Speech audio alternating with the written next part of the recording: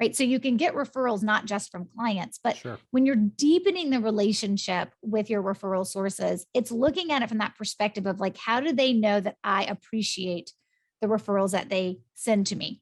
Right? And then paying attention to now, how can I influence being able to generate more referrals? And from us, we do it based on how we take care of them and then the language that we use throughout that process. Because as you know, right, words have power.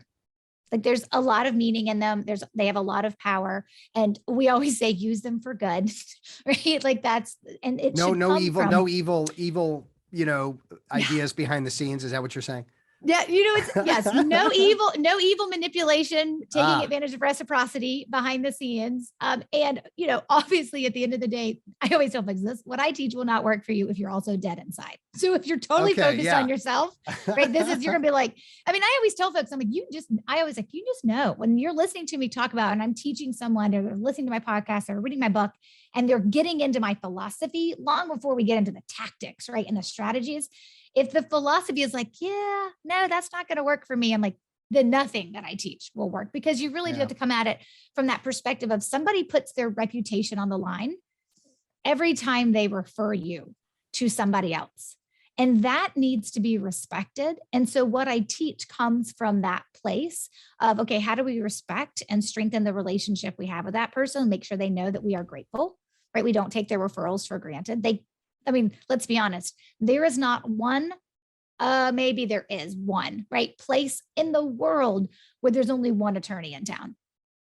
Attorneys are, Yeah. no offense, they're kind There's of a lot a of dime them. a dozen. There's a dime a dozen, right? It's like financial advisors. I'm like real estate agents, financial advisors, and attorneys. There's kind of like a dime a dozen. There's some other ones we could group into that. So if I'm deciding to pick you to refer to, right, above all else, that relationship that I have with you, and I could pick lots of other people to choose from, but I choose you. Like, how do we maintain that relationship correctly? How do we build that relationship to start with, right? And then how do we keep it going? But there is a piece, and this is the thing that we always teach. It's the framework behind how we, like, what we do. There's a framework that's based on psychology and social economics and some things of terms of like what we teach, the what you're going to do, and then of course the what you're going to say.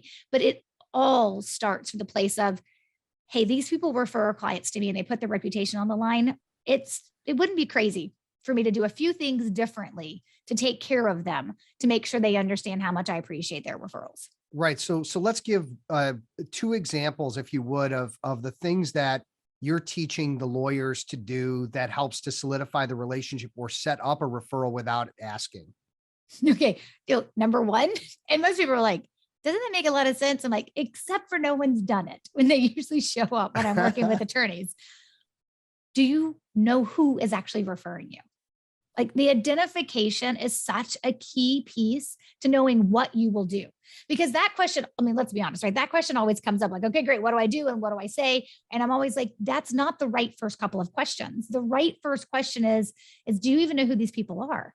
Because if your referral sources, and most attorneys find themselves in a position where their best referral sources are actually other attorneys. It's Right. the only industry that I work in where that is actually the case. And I think that's awesome, because whereas you guys are competitors, you also don't necessarily look at it in that perspective, and you're not afraid, whether it's a conflict check or something else, right? It's something you don't do.